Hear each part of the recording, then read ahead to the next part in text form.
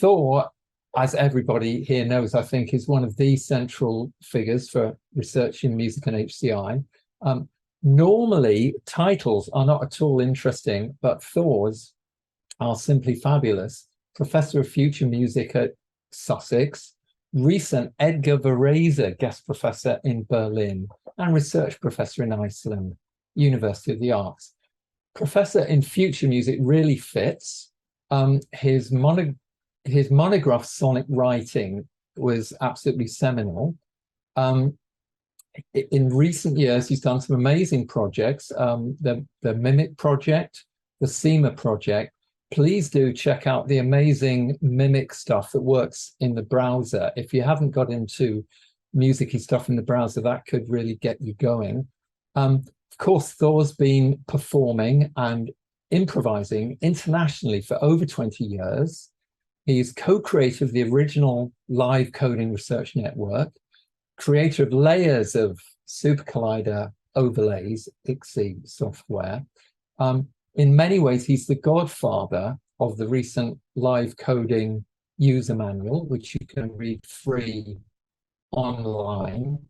And his recent ERC-funded project on intelligent instruments is right at the frontier of exploring creative AI in new musical instruments.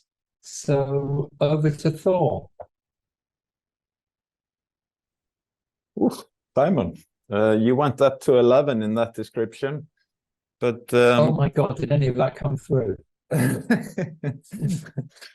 Okay, thank you. That's great. It's so nice to be here. It's so nice to be part of this CHIME network. Thanks, Thomas. Thanks, Simon. And thanks, Astrid, for this very interesting presentation.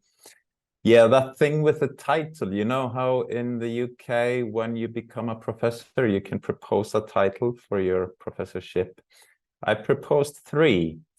2 of them were quite serious, but one of them was a bit of a joke. And I wanted to test what the committee would say. And they liked the joke title, and I did so myself. So here I am, a professor of future music, which was very relevant to Astrid's talk. I had an interview in the radio the other day about an event that I was running here in Iceland, and the interviewer was a sci-fi buff like Astrid, and he was curious about the title, and he said, it's a bit weird, all those science fiction movies that we're watching, you know, the music, it's not really music of the future, you know, it's old sounding stuff, you know, you have the Star Wars cantina scene, you know, what kind of music is that, you know? And yeah, I think he's right. It's quite interesting, but it also goes to show how music is so relevant in time and place, always as part of our society, as part of our culture, that it's actually quite difficult to imagine the music in the Star Wars cantina, maybe, you know, that's something maybe that Astrid is dealing with in her project. But yeah, enough about that. I'm gonna throw up a presentation here and share a screen. And I am going to remember to share the sound as well. And I think you can see this, yes. So I've got this, I'm part of this lab called Intelligent Instruments. You can see the website here. It's in the Iceland University of the Arts, and I divide my time between that institution and the University of Sussex.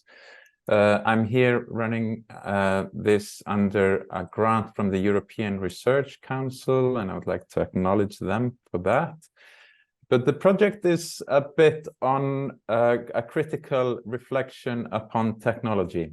We're interested in kind of thinking where we are with the technology, what's happening in contemporary technologies, and what we really feel about it. You know, it's the affect again, it's the perception, it's the kind of phenomenological relationship that we have with these new technologies.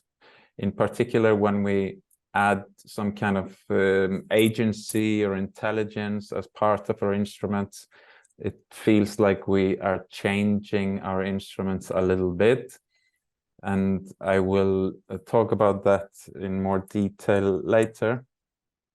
But let me see. So when we talk about music technologies, we have all this gear, and you know many of these, of course, and it's kind of an extension of our body. It's an extension of our mind in many ways. For example, with live coding or all the kind of music theory that is inscribed into these technologies. And I was interested in this way of how we think through music technology and think with technology. That's been an ongoing focus of mine for a long time. I called it epistemic tools, how these things are influencing our thinking. And I was interested or inspired by this picture that is in the book that Simon mentioned, Sonic Writing. I've been looking at this for so many years, thinking about how scientific instruments augment our thinking, how we understand the world through instruments. And as you can see on this picture, there are also musical instruments there in the bottom right corner. Instruments are a way of kind of understanding the world, but also ourselves and our psyche. We kind of introspect with instruments. And this wall is very interesting. So when we started our lab here in Iceland, we actually started building what we call the organolib, organ as an instrument, and the library of, it's kind of a library of technical elements that we can use to build new instruments. We get collaborators, performers that come into our lab and build stuff with us. And this speeds up the process. It makes the lab more of a machine. And we're kind of interested in this kind of fast prototyping and then critical reflection that results from collaborating with musicians. So in our lab, we design all kinds of instruments, we collaborate with people, and we have visitors and so on. And we also have what we call the open lab. Every Friday, we get visitors talking about their work, or we just present ongoing research. And this has been a very useful methodology because we often discover things through presenting it, through talking about it, through a discourse with people. There are features of the instruments that we see in a new light, but there is also the kind of language that people use, the questions they ask, and so on, that can be very helpful in our research process. So why intelligent instruments? This is a little bit the question that I'm dealing with. What's going on? And in my book here that was published a few years ago, I kind of traced the genealogy of digital musical instruments back into the centuries, and the argument is a little bit that a lot of the things that we do today have precedents in history. We have all these things with notation and instrument making and algorithms and so on. The biggest difference, I guess, what's happening now is that is the advent of machine learning, obviously not as a historical event, but more of a kind of practical event for us who are designing these instruments, that these technologies have become available, ready at hand, part of our process.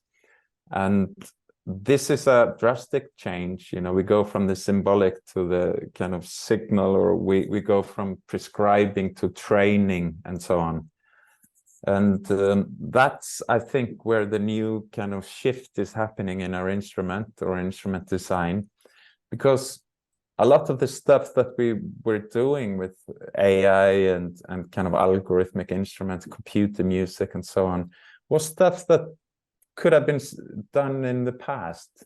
For example, Kircher here, German monk of the 17th century, he created a quite sophisticated system for amateur musicians to make professional music, in his own description.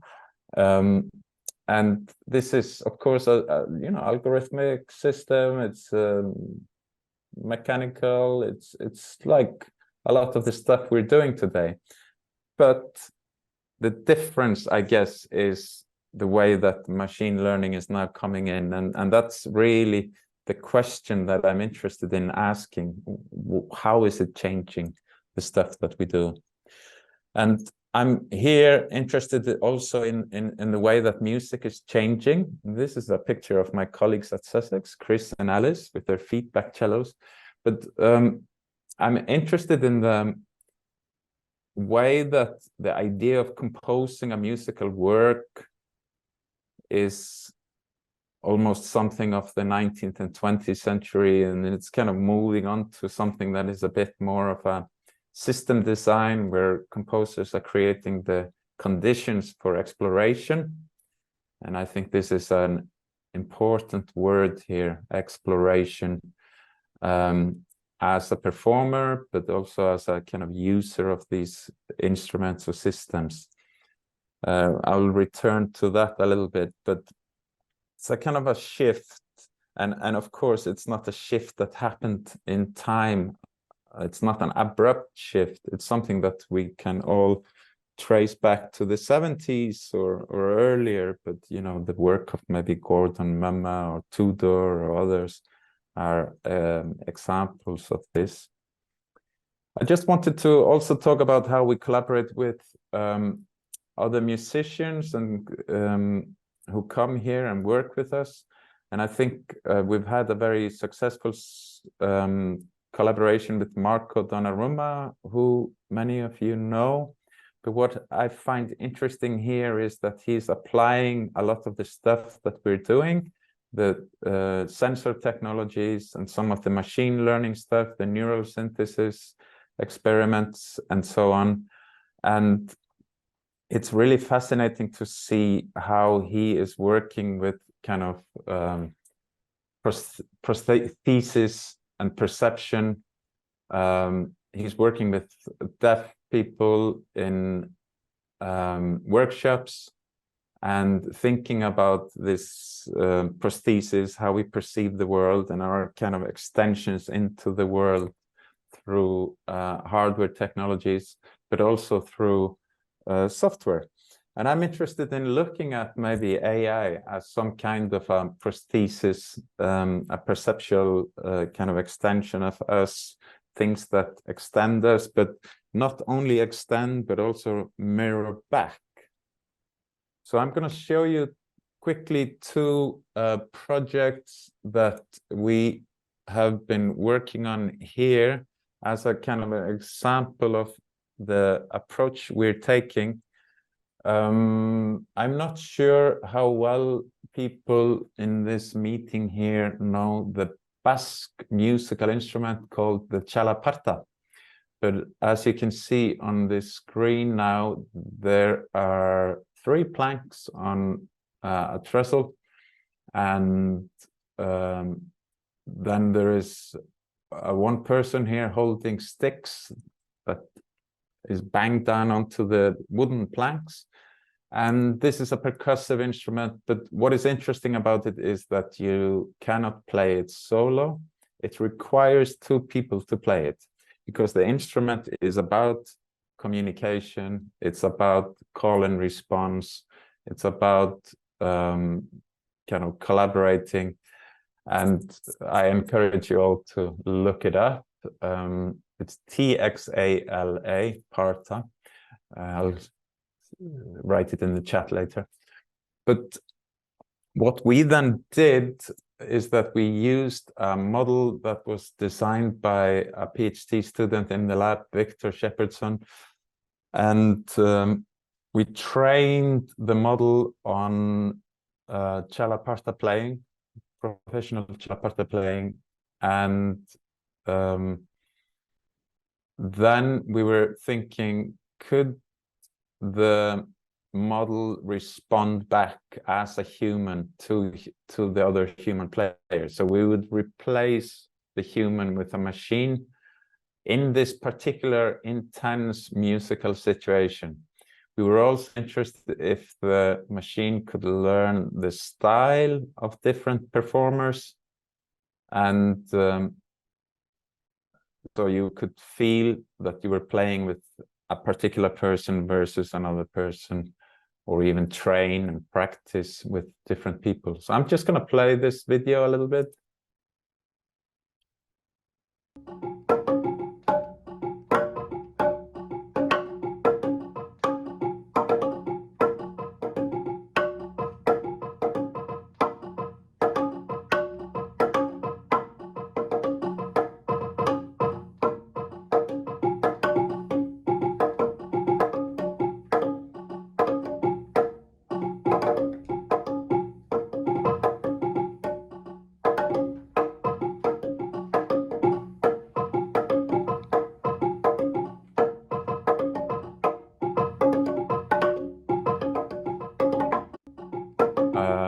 It's maybe a little bit, I really should have shown you a video of Chalaparta playing before, because it's not about rhythms or staying in beat of like we're used to. They don't take time and divide it into a grid and are hitting like that. It's more of a kind of a flow of communication.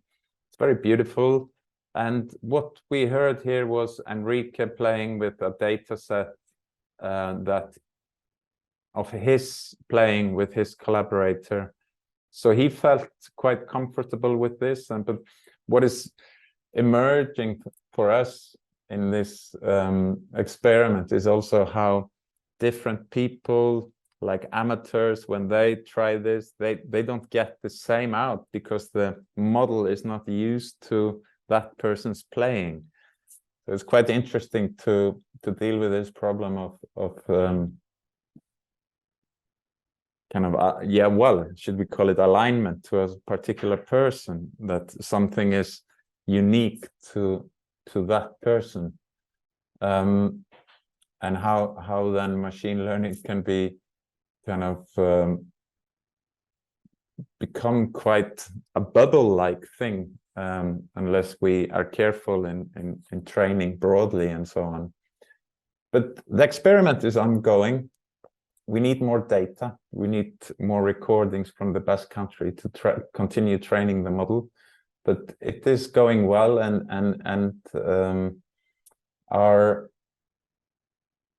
there are some findings that we find the experience of that designing it, which is quite interesting in comparison to what we have been doing in the past, because we did a digital Chalaparta 10 years ago with Markov models and kind of symbolic AI programming, where we kind of formalized the rules of the Chalaparta playing and created a system that would respond to you. But this approach here is a completely different. You know, the idea is to use a model and then feed it with a lot of data and then see how it responds and try it out, tune it, and explore how it behaves. It's a very, very different method of designing instruments compared with what I think we're all used to in the past. This exploration, training and exploration is also something that I want to talk about in this video here. This is Nicola Privato, who is a PhD student here in the lab. He has designed a musical instrument called magnetic discs. It's got magnets and accelerometers or gyroscopes and these. There's also a score on the table there called magnetic score. It has magnets in it and sensors. So he's able to kind of play, well, he can map this to anything basically. But what he's done in this instance here, he's got a few models. He's working with rave models of neural synthesis. And in this particular video, he's working with a choir model, so a model trained on choir singing. And he's basically using the sensors to feed the model with some parameters to explore the latent space of the model. So let's listen to that. Oh, actually, it's not the choir model. It's another model he's using.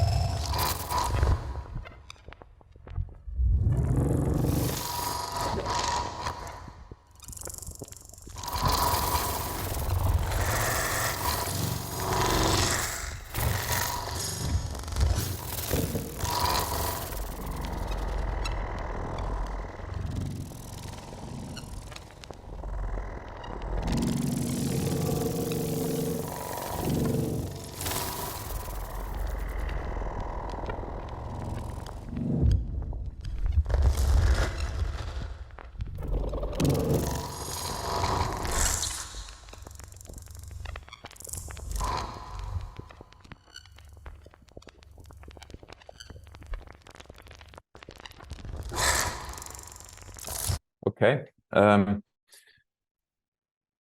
What is interesting here is that when you train a model like this, of course, with sounds, the first thing you do is to explore what is it that's in there. How do you, what's the kind of affordances of that model? And you can try it with the incoming signal sound, but you can also explore it through parameters of sent in.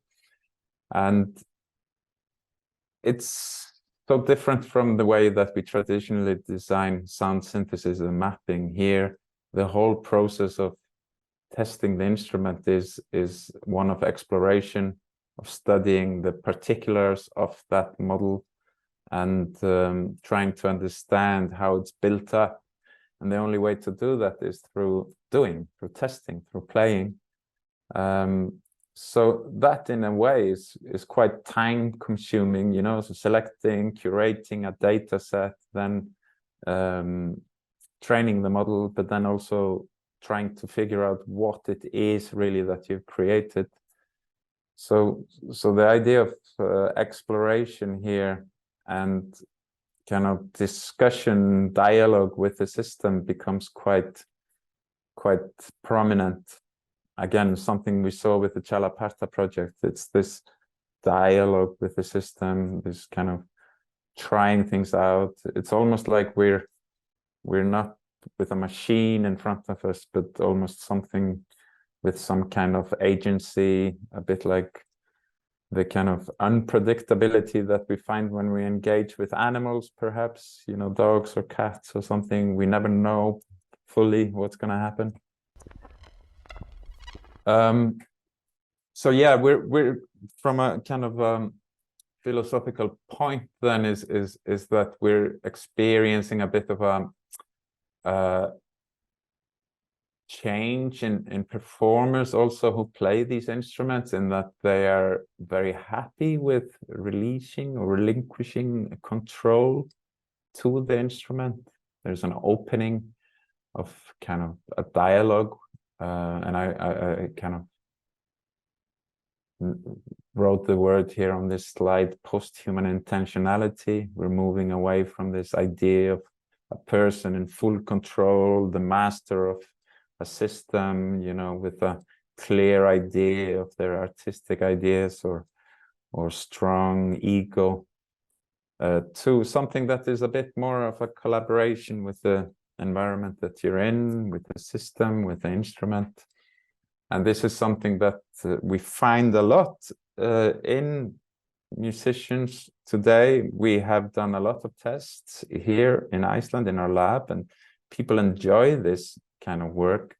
But the reason I also mentioned this paper here, so Chris Kiefer and Dan Overholt are running this feedback musicians network, and as part of that we interviewed practitioners of feedback instruments, which of course are much older type of yeah, let's call it AI instruments, because they're cybernetic instruments, and I would consider cybernetics part of AI. But yeah, we interviewed these people, and it's always this kind of notion of control and gaining control, or having control, and relinquishing control, and this process of exploration and conversation with the instruments. This is something that I find very prominent in today's musical culture. So that's what we're trying to investigate a lot in our work. We're kind of looking at definitions of agency. There are so many that it's hardly possible to use the word, but that again is one of the interesting things with such words like agency or intelligence. You know, what is it really that we mean by these? For example, of agency, we have people like Thor talking about the agency of objects. We have agency in active biology, and that's a very different type of agency. And then we have the agency of, you know, traditional, you know, Anglo-American philosophy, maybe, where agency is something of an intention, of a rational actor, you know, of someone who's taking decisions based on good reasons. So we have this kind of strata of definitions, which is very interesting, and the same with intelligence. And I think musical projects like these are very good for us to ask these questions, to ask philosophical questions about these things. So yeah, I'm kind of playing a little bit with Socrates. I think, and that's the Elenctics in the title of the talk. You know, it's this dialectics that he has to bring knowledge into the world through conversation.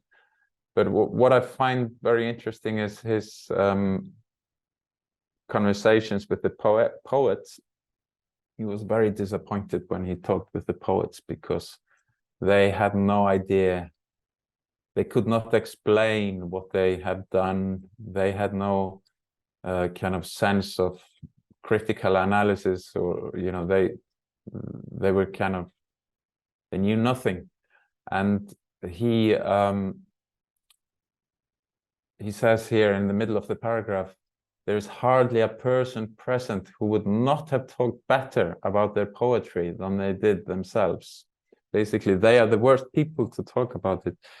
And this is about explanation, and and I know there are people here in this group who are interested in explainable AI, you know, and if the poets cannot explain themselves, how do we explain AI? And indeed, is it possible? What is the mechanism? What is it that we're trying to do? And here, I think what becomes interesting is this kind of dialectics, kind of relationship, the kind of conversation, the whole environment that we're in, and try to understand the instrument as some kind of agential other. I think we're moving from technologies as extensions of the body to more of a collaborators, communicators, co-creativity, and so on. All words that you're well familiar with, I think. But yeah, I think that could be the end of my talk. I'm very interested in thinking about music as platform for asking philosophical questions. And I like to end slides on Plato, where he says that the muses from which the term music is derived signifies philosophical inquiries, looking into the unknown.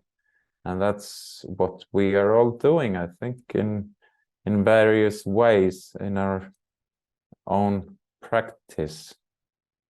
So yeah, I think I saw Simon raising the time flags, so I'm going to stop sharing.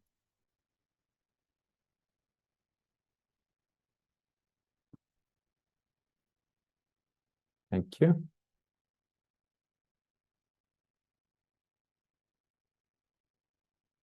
So can we, do we have any questions? Thank you very much indeed, Thor. And do we have any questions either in the comments or anyone raising their hand?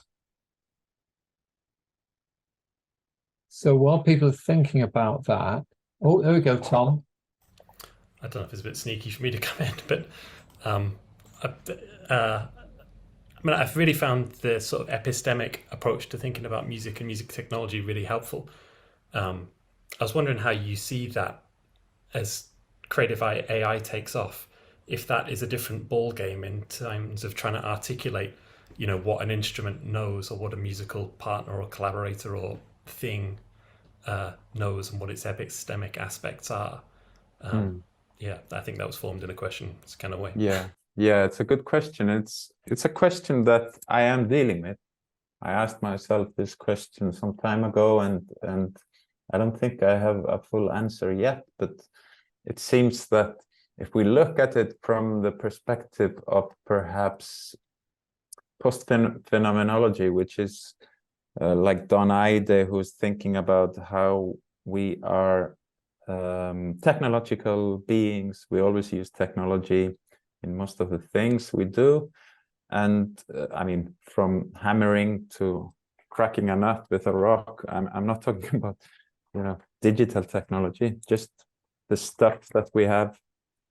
There are technologies that are kind of embodied technologies. We have embodied relationship with the world.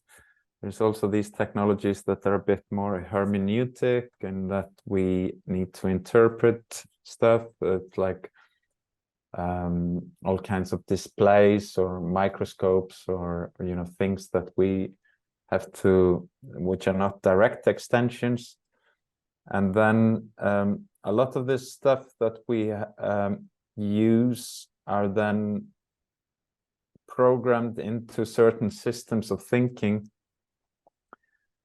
like the keyboard.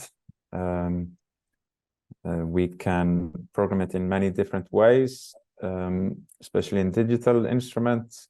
But what I think is happening then is a kind of a shift from the hermeneutic to maybe what Eide calls alterity, something other. There's something there that is not an extension of us or our thinking, but we're getting a collaborator that is a bit outside ourselves. So in terms of epistemic tools, then the question is really, what kind of knowledge and agreement do you have with the system that you're using?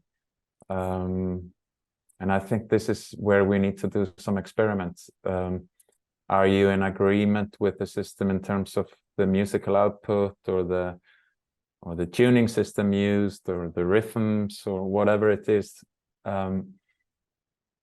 And I find that it's becoming a bit more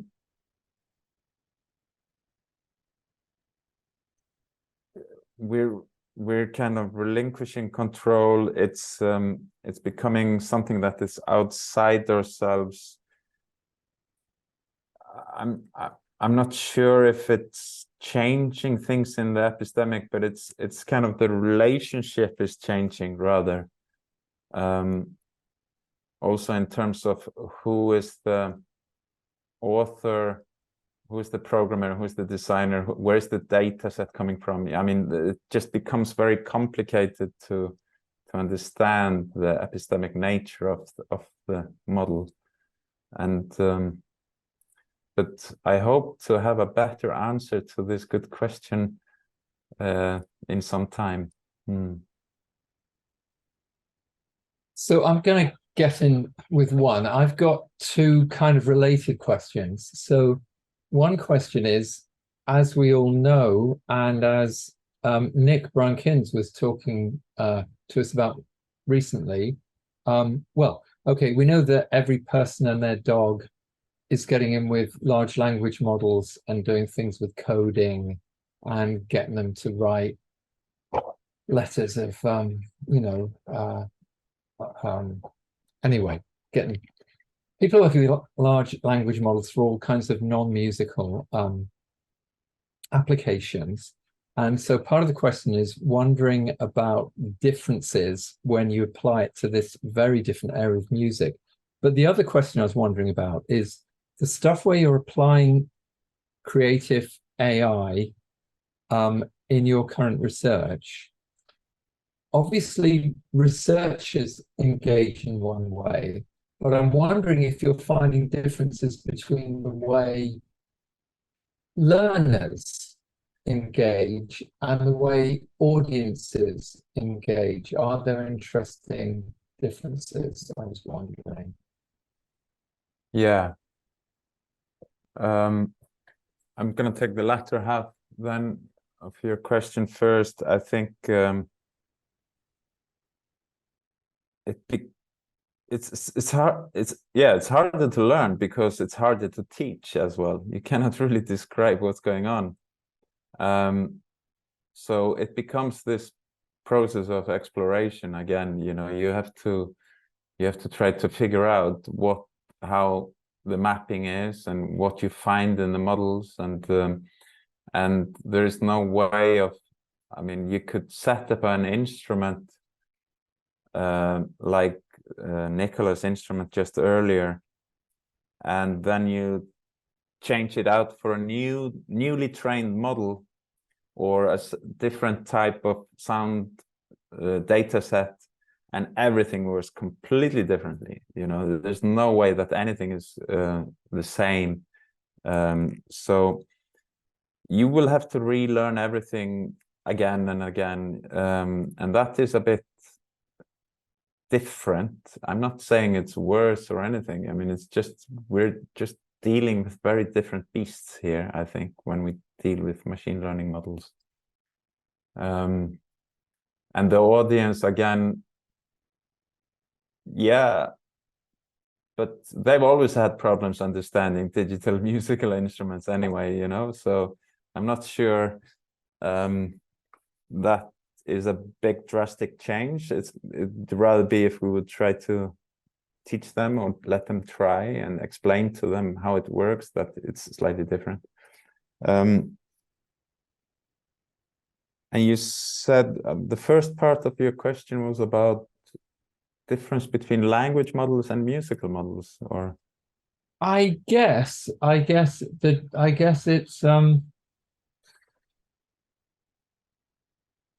it's kind of the philosophy question. You know, with the language models, there are fairly obvious applications that everybody's diving into, but it's kind of less clear in the musical case what the model at the meta level should be. You know. Oh yeah.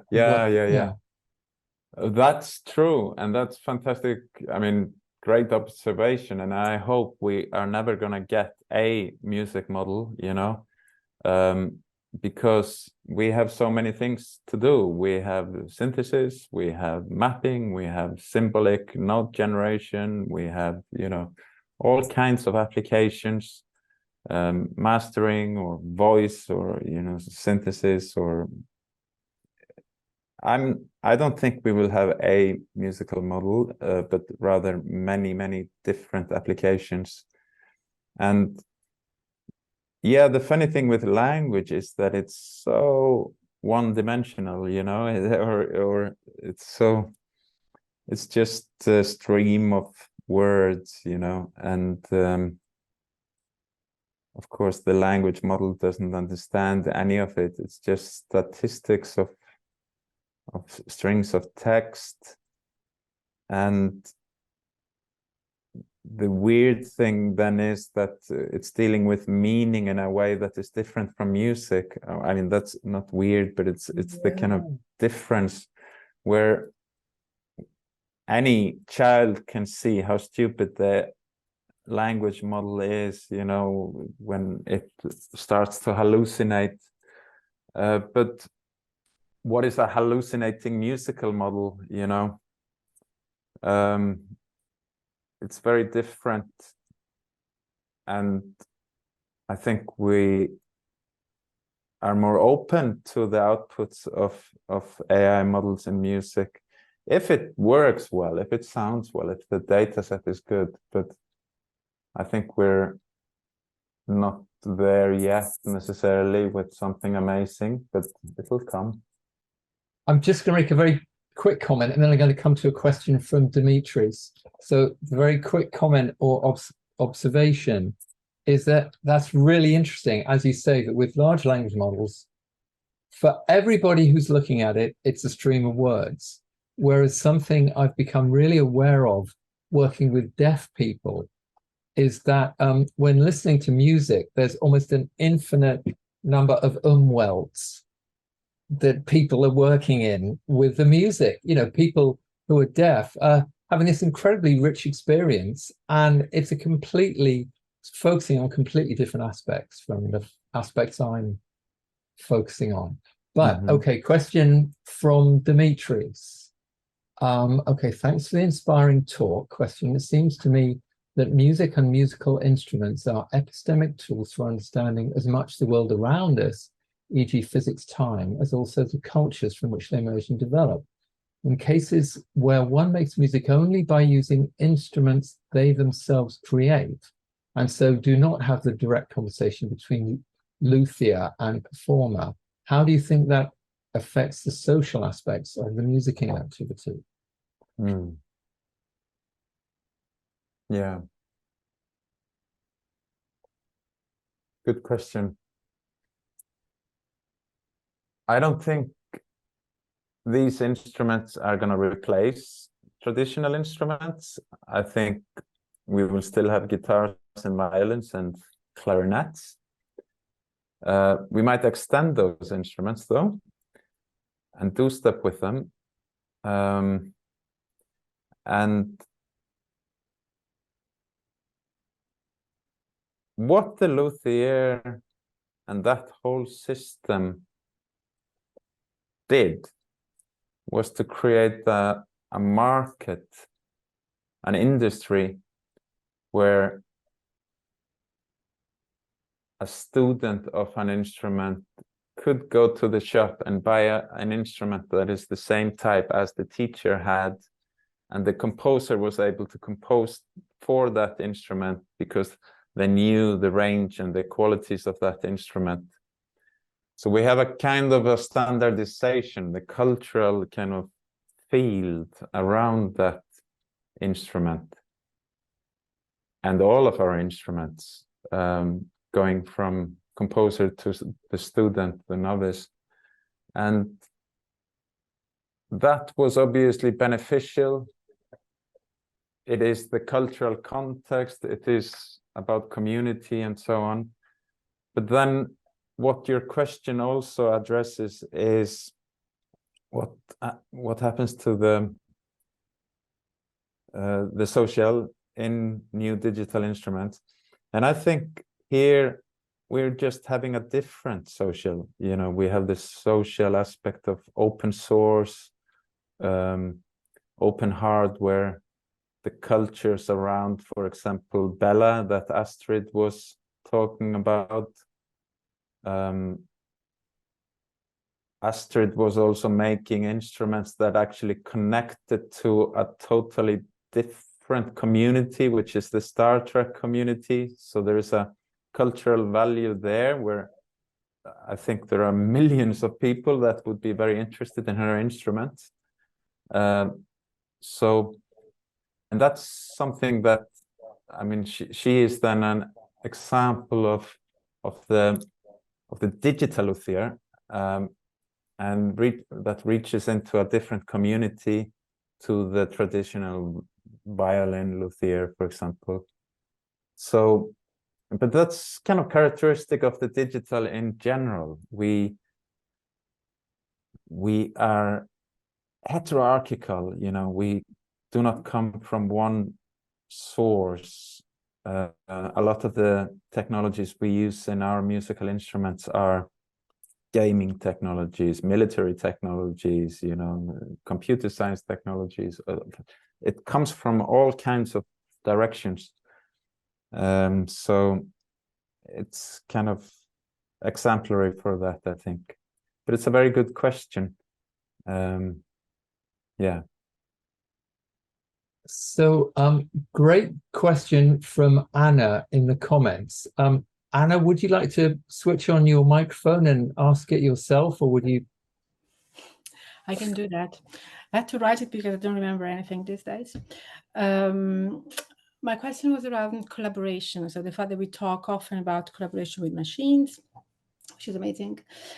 But we also use the word agreement. And I'm not sure if machine can open that conversation with us and agree things with us. So my worry here is that we're still in a situation where we want to take that control and keep that control for ourselves.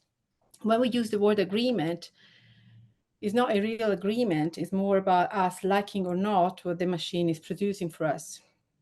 It's more agreeing on the outcome that comes from the work the machine is doing for us or with us. But the machine will never be able to say, I like it, I don't like it. I agree, I do not agree. And this is the reason why I like thinking about collaboration with machines more as and you use this word for environment. So creating an environment where we can test and try things out. But there is not a proper agreement with the machine because the machine will not make a decision, will not say, I'm sorry, Thor, not liking this. Shall we change this other way? So I really believe that we should look more into environment.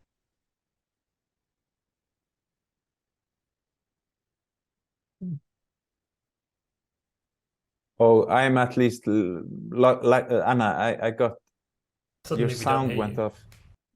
Yeah, Annie's sound's gone off. Annie, your sound has suddenly. You were there and you suddenly went.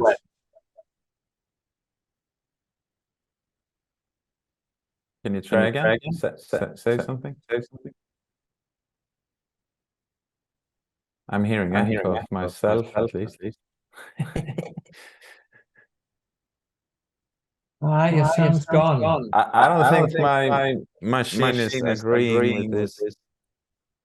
But I can try to answer the first half of the question, at least.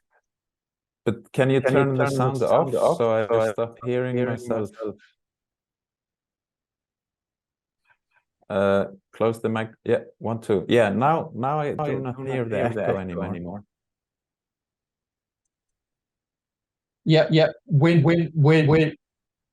We are not getting sound from you, but I think we're getting feedback from you, which is a bit weird. She probably might have to change the sound or something. Yeah, this thing about agreement, very interesting. There are so many features here. I asked myself, why couldn't I create the computer systems that would agree and disagree with me? Can I not create such an agent? Another question I asked myself, does the term agreement make sense? Do I agree with the people I play music with? When I'm improvising or jamming with my friends, am I in the process of agreeing or disagreeing with what they do? I think I'm more flowing with them, or being surprised by them, or riding a wave that they're creating or something. Yes, it's not sure if I ever go into this state of agreeing or disagreeing. But that is interesting to think about it from that perspective. And if Anna I am back with was my able audio. to... Am I back with my audio? Not with Yeah, my... I can hear you now. Yes. Yeah, I was really thinking about this, but we still use the word agreement quite a lot when we talk about collaboration with machines, but also the word control. I'm wondering if we should move more into the word environment that you, Thor, actually used quite a lot, and think about us with the machine as a more an assemblage that move things that act as a unique owner of what is happening. So I yeah, this was the end of my Yeah.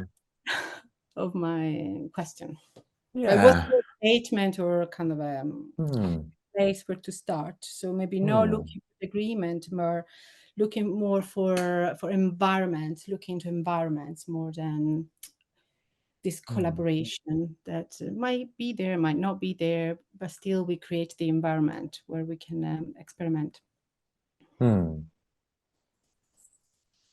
Environment is a beautiful notion because there are so many teachers, and it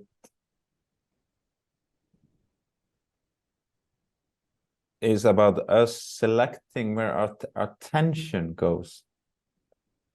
So the environment, when I look out of the window here, you know, my attention can focus in on things. But if I was to operate as an actor within the environment, I would be playing with the affordances of the environment. There would be things in the environment that I would be engaging with. Some kind of actors, perhaps. Because the non-actors are perhaps less interesting to me, at least in a performance.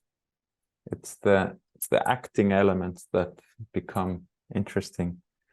So when we then work with those actors, I guess it becomes more than an environment. The attention we pay to them and the collaboration turns into some kind of conversation and collaboration, and then we are almost coming back to your question about agreement and disagreement. But as I said earlier, I'm not sure that I need to agree with the people I play with, and not the machines I play with. The concept is not important to me, maybe. But it was a very interesting question that you raise, and I think everyone who is here listening to your question and my traveling through your question have your own ideas about it, you know, and I hope it was a provoking question for us all.